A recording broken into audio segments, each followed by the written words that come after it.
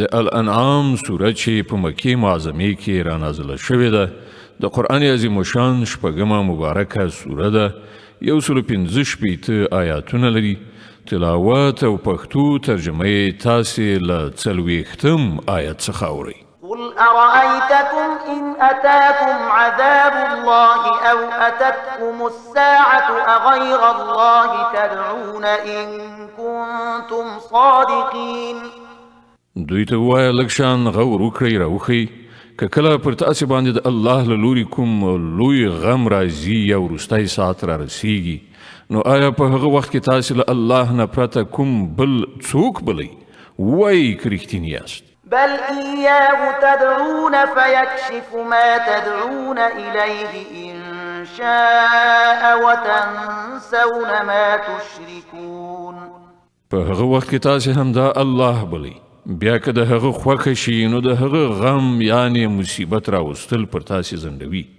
په داسې وختونو کې تاسې خپل انګیرلي شریکان هیروئ ولقد أرسلنا إلى أمم من قبلك فأخذناهم بالبأساء والضراء لعلهم يتضرعون لتانه مخکې مونږ ډیرو قومونو ته پیغمبران لیږلي او هغه قومونه مو په کړاوونو او غمونو اخته کړل تر څو چې هغوی له عاجزۍ سره زموږ په وړاندې سر ښکته کړي فلولا إذ جاءهم بأسنا تضرعوا ولكن قست قلوبهم وزين لهم الشيطان ما كانوا يعملون نو کله چې زموږ له لوري پر هغو سختي راغله نو هغوی ولې عاجزي غوره نه کړه خو د هغوی زړونه لا نور هم سخت شول او شیطان هغوی ته ډاډینه ورکړه چې تاسې چې څه کوئ ښه کوئ فلما نسوا ما ذكروا به فتحنا عليهم أبواب كل شيء حتى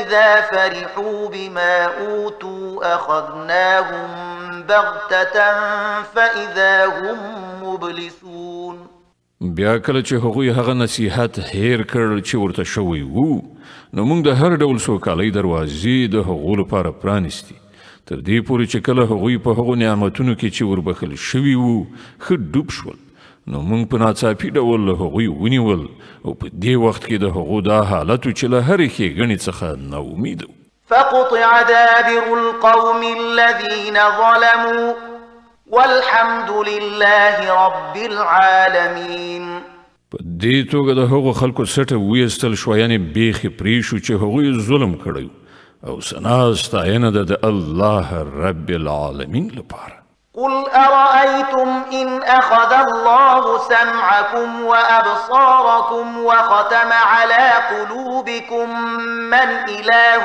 غير الله يأتيكم به انظر كيف نصرف الآيات ثم هم يصدفون اے محمد صلی الله علیه وسلم دوی ته ووایه کله مو په دې هم څه فکر کړی دی چې که الله ستاسې لیدنه او اورېدنه در څخه واخلي او ستاسې زړونه مهر کړي نو له الله نه پرته بل کوم خدای شته چې تاسې ته دا قواوې بیرته درکړی شي وګوره په څه شان مونږ بیا خپلې نښانې دوی ته وړاندې کوو او بیا دوی ورڅخه په څه ډول سترګې اړوي قل أرأيتكم إن أتاكم عذاب الله بغتة أو جهرة هل يهلك إلا القوم الظالمون ووایه تاسې کله په دې څه فکر کړی دی چې که د الله له لوري په ناڅاپي یا څرګند ډول پر تاسې باندې عذاب راشي نو آیا له ظالمانو پرته به نور څوک هلاک شي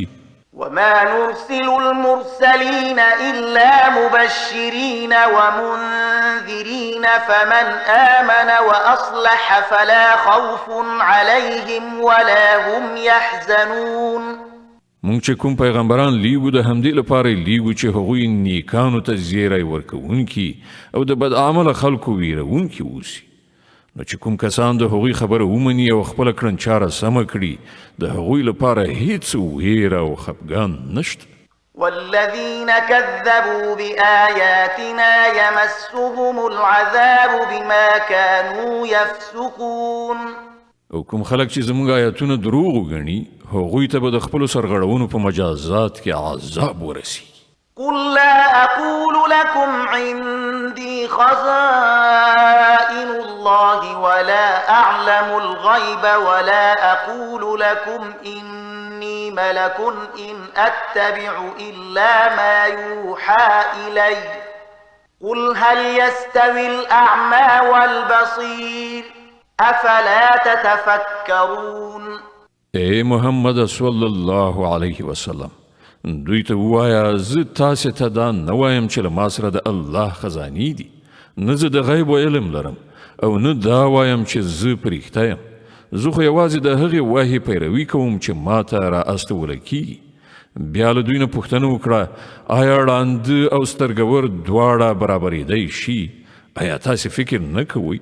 وأنذر به الذين يخافون أن يحشروا إلى ربهم ليس لهم من دونه ولي ولا شفيع لعلهم يتقون.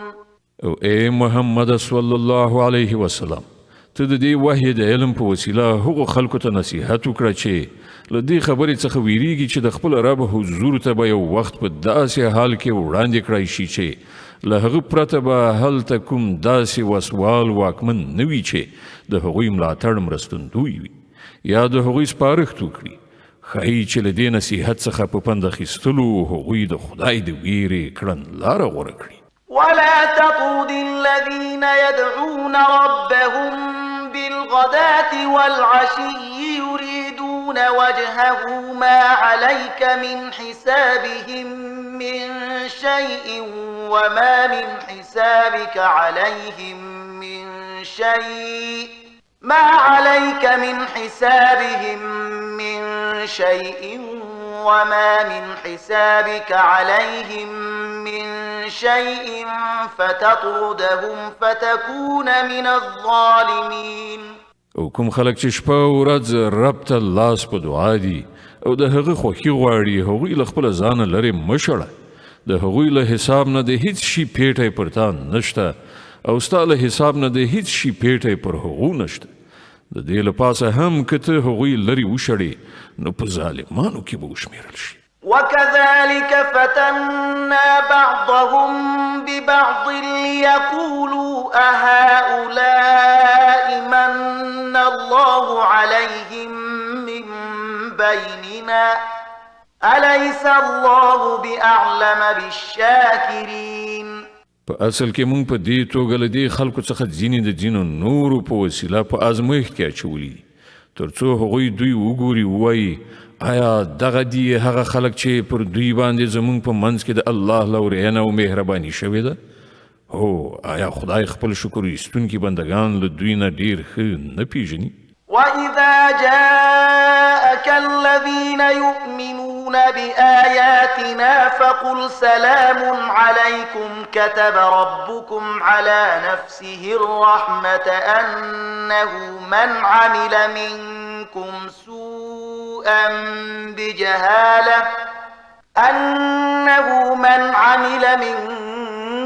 سوءا بجهالة ثم تاب من بعده وأصلح فأنه غفور رحيم.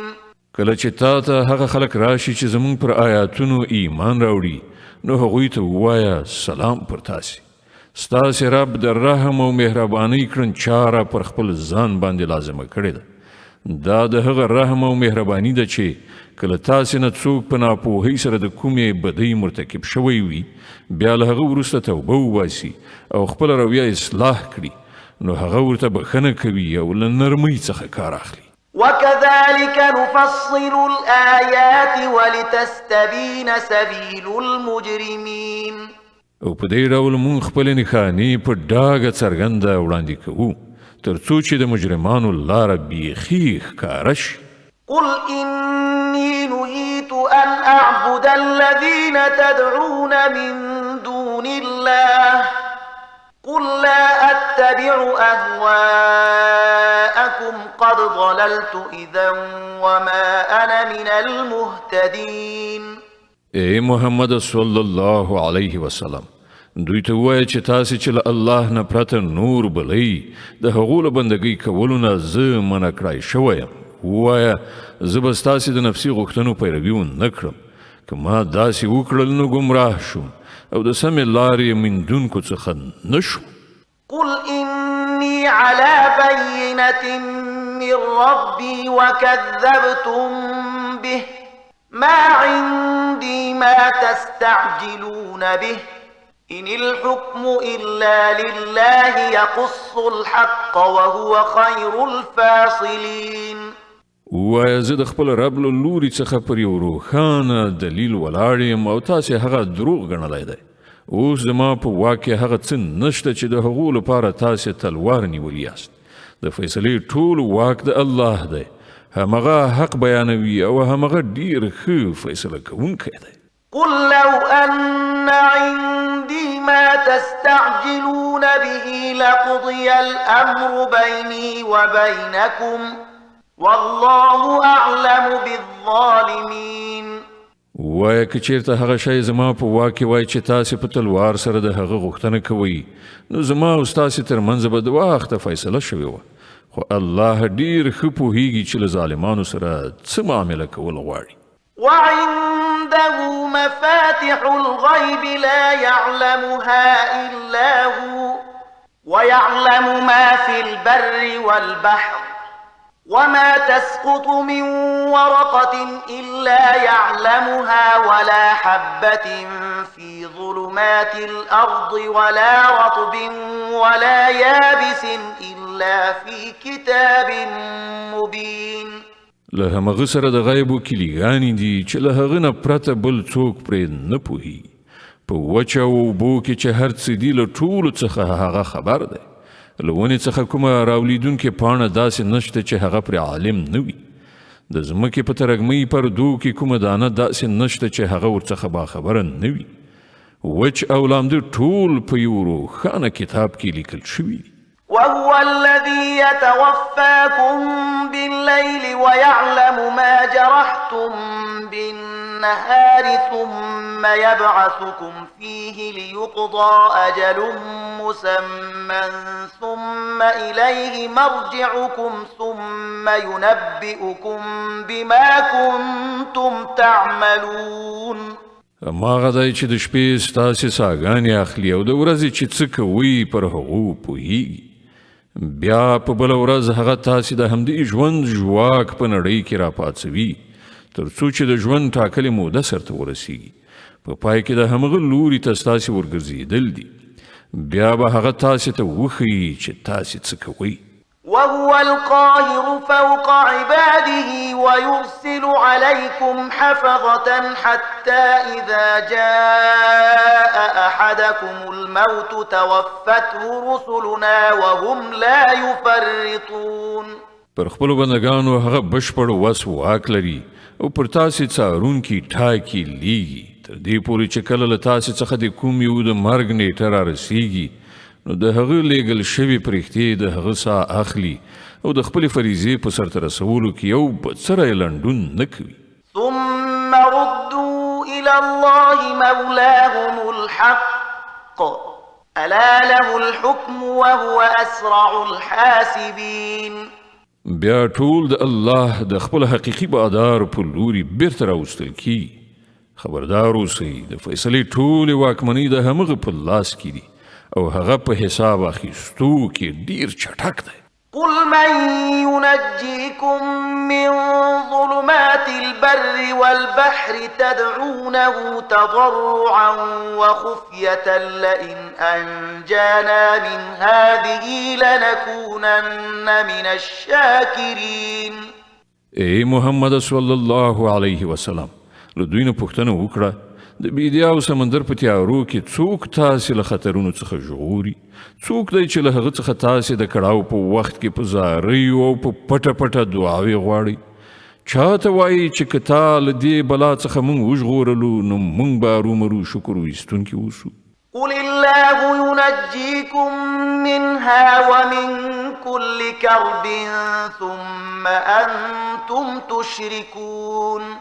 وای الله تاسې ته له هغې او له بل هر کړاو څخه نجات درکوي بیا تاسې نور له هغه سره شریکان ګڼئ. قل هو القادر على أن يبعث عليكم عذابا من فوقكم أو من تحت أرجلكم أو يلبسكم شيعا ويذيق بعضكم بأس بعض انظر كيف نصرف الآيات لعلهم يفقهون.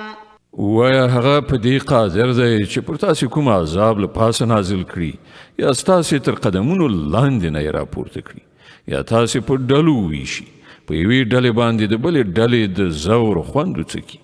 وګوره موږ په څه شان په مکرره توګه له بېلابېلو لارو څخه خپلې نښانې دوی ته وړاندې کوو ښایي چې دوی په دې حقیقت باندې وپوهیږي.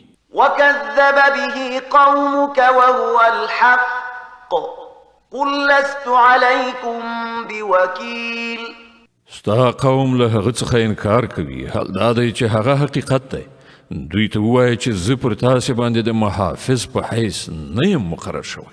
لكل نبأ مستقر وسوف تعلمون. د هر خبر د څرګندېدو وخت ټاکلی دی. ډېر ژر به تاسې په خپله په عاقبت باندې پوه شئ.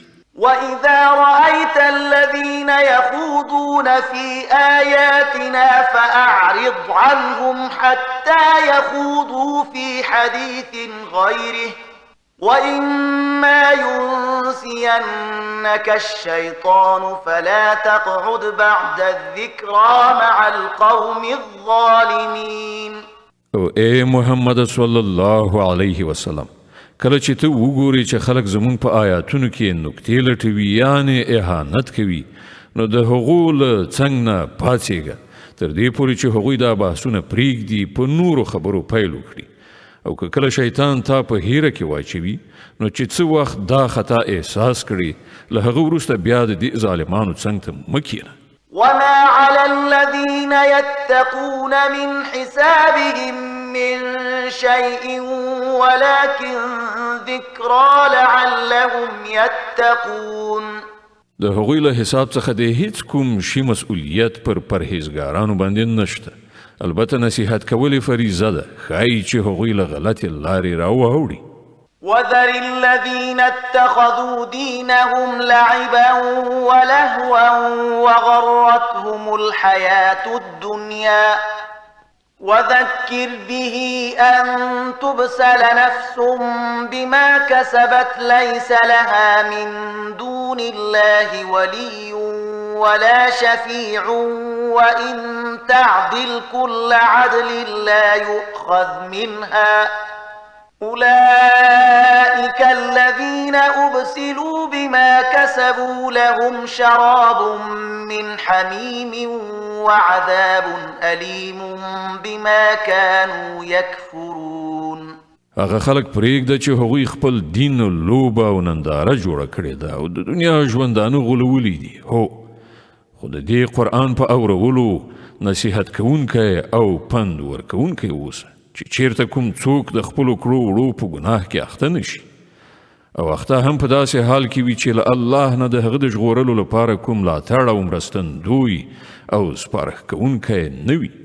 او که هغه د هر ممکن شي په فدیه ورکولو د ځان خلاصولو غواړي نو هغه به هم ورڅخه قبوله نه کړی شي ځکه چې داسې خلک خو به د خپلو عملونو په نتیجه کې ونیول شي.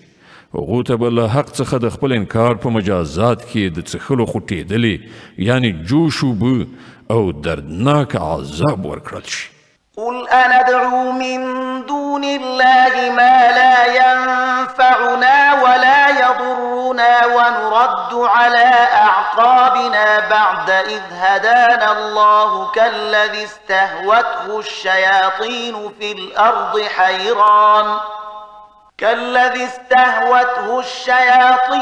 الأرض حيران له أصحاب يدعونه إلى الهدى ائتنا قل إن هدى الله هو الهدى وأمرنا لنسلم لرب العالمين.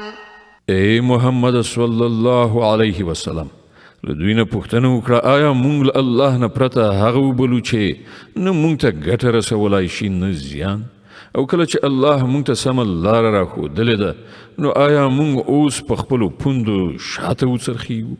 آیا مونږ خپل حالت د هغه چا په څیر کړو چې شیطانانو هغه په بیدیا کې لار ورکی کړی وي او هغه حیران لالهانده ګرځي را ګرځي په داسې حال کې چې ملګري ورته نارې وهي چې داسې راشه دا سمه لاره ده؟ وایه په حقیقت کې خو سمه رهبري یوازې د الله رهبري ده او د هغه لخوا مونږ ته دا امر شوی دی چې د کائناتو د څښتن په وړاندې د اطاعت سر ښکته کړئ. وأن أقيموا الصلاة واتقوه وهو الذي إليه تحشرون. لمونځ قایم کړئ او د هغه له نافرمانۍ څخه ځان وژغورئ د همغه لوري ته ستاسې ټولو ورتګ دی. وهو الذي خلق السماوات والأرض بالحق ويوم يقول كن فيكون قوله الحق وله الملك يوم ينفخ في الصور عالم الغيب والشهادة وهو الحكيم الخبير. هماغه ذات دی چې آسمانونه او ځمکه په حق پیدا کړي دي او په کومه ورځ چې هغه وایي چې پاڅئ راټول شئ په همغه ورځ به هغوی همداسې شي. د هغه وینا حق ده او په کومه ورځ چې شپېلۍ یعنې سور پوکړی شي په هغه ورځ به پاچاهي د همغه وي. هغه په پټو او ښکاره هر څه پوه دی او د حکمت خاوند او باخبر دی. وإذ قال إبراهيم لأبيه آزر أتتخذ أصناما آلهة إني أراك وقومك في ضلال مبين. د ابراهیم علیه السلام ماجرا یاد کړه چې کله هغه خپل پلار آزر ته ویلي و آیا ته بوتان په خدای سره نیسې؟ زه خو تا او ستا قوم په ښکاره ګمراهۍ کې وینم. وكذلك نري إبراهيم ملكوت السماوات والأرض وليكون من الموقنين. مونږ په دې ډول ابراهیم علیه السلام ته د ځمکې او آسمانونو د سلطنت نظام ورښودلی او د دې لپاره مو ښودلی و چې هغه له باور کوونکو څخه شي. فلما جن عليه الليل رأى كوكبا قال هذا ربي فلما أفل قال لا أحب الآفلين. لکه چې کله شپه پرې خوره شوه نو هغه یو ستوری ولید وی ویل دا زما رب دی خو کله چې هغه پرېوته نو وی ویل په پرېوتونکي پورې خو زما زړه تړلی نه دی. فلما رأى القمر بازغا قال هذا ربي فلما أفل قال لئن لم يهدني ربي لأكونن من القوم الضالين. بیا یې چې کله سپوږمۍ ځلانده تر سترګو شوه نو وی ویل دا دی زما رب خو کله چې هغه هم پرېوتله نو وی ویل که زما رب ما ته لارښوونه نه وای کړې نو زه به هم له ګمراهانو څخه شوی وای.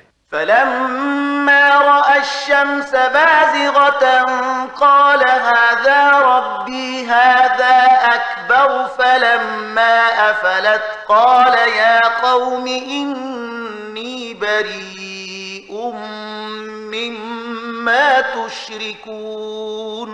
بیا چې کله لمر روښانه ولید نو وی ویل دا دی زما رب دا تر ټولو لوی دی. و کله چې هغه هم پرېوت نو ابراهیم آواز وکړ ای قومه زه له هغو ټولو نه بیزار یم چې تاسې هغه له خدای سره شریک ګڼئ.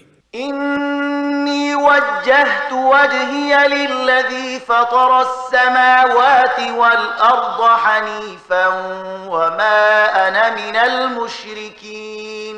ما خو یو لوري ته په میلان کولو د هغه ذات خواته مخ اړولی دی چې هغه ځمکه او آسمانونه پیدا کړي دي او زه هیڅکله له شرک کوونکو څخه نه یم. وحاجه قومه قال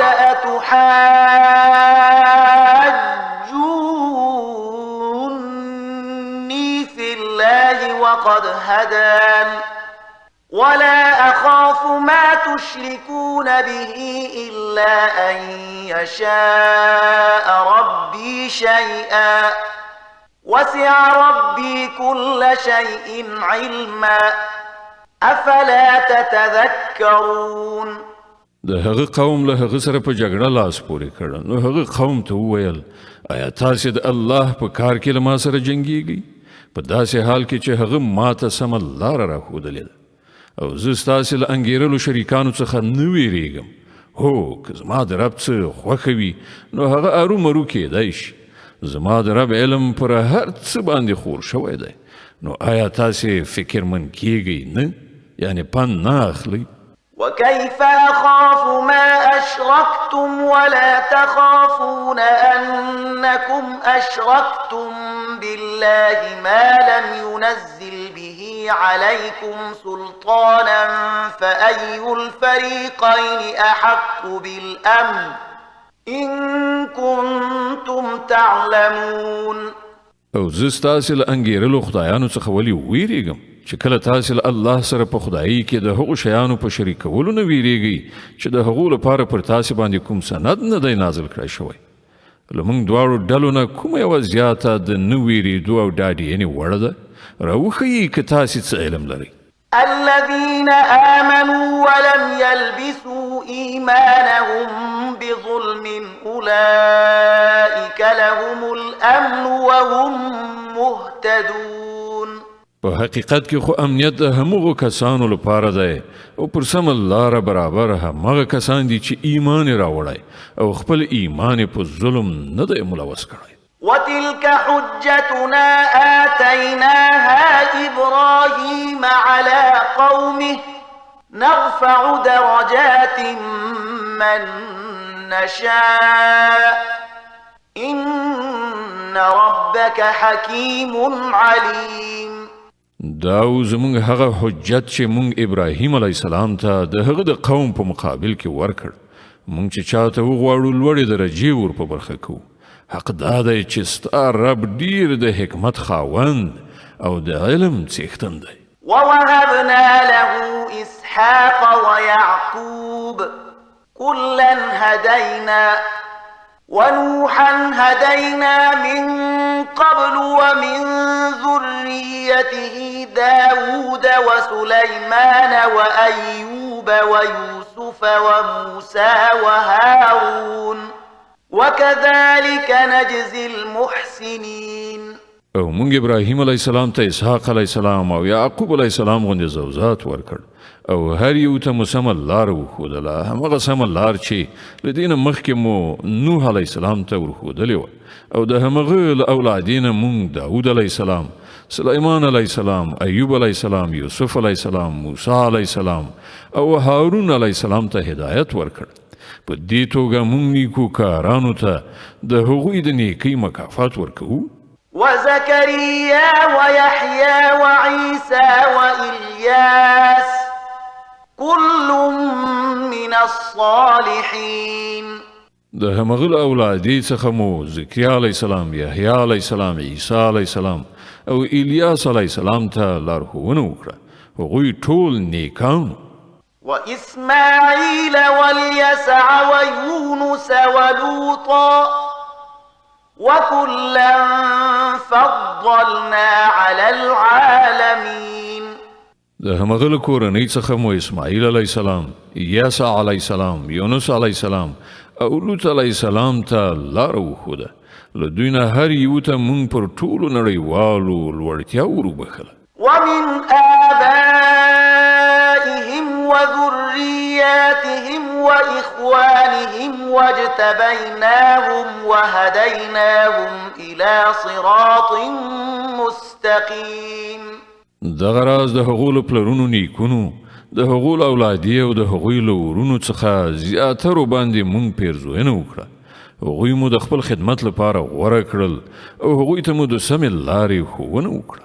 ذلك هدى الله يهدي به من يشاء من عباده ولو أشركوا لحبط عنهم ما كانوا يعملون. دا د الله هغه هدایت دی په هغه سره چې هغه له خپلو بندګانو څخه چاته وغواړي لارښوونه کوي خو که کله هغوی شرک کړی وای نو د هغوی ټول عملونه به عبث ګرځېدلي وای. أولئك الذين آتيناهم الكتاب والحكم والنبوة فإن يكفر بها هؤلاء فقد وكلنا بها قوما ليسوا بها بكافرين. دا همغه کسانو چې موږ ورته کتاب، شریعت او پیغمبري ورکړې وه. اوس که دا خلک د هغه له منلو څخه انکار کوي نو پروا نشته. موږ څه نورو خلکو ته دا نعمت ورسپارلی دی چې له هغه څخه منکران نه دي.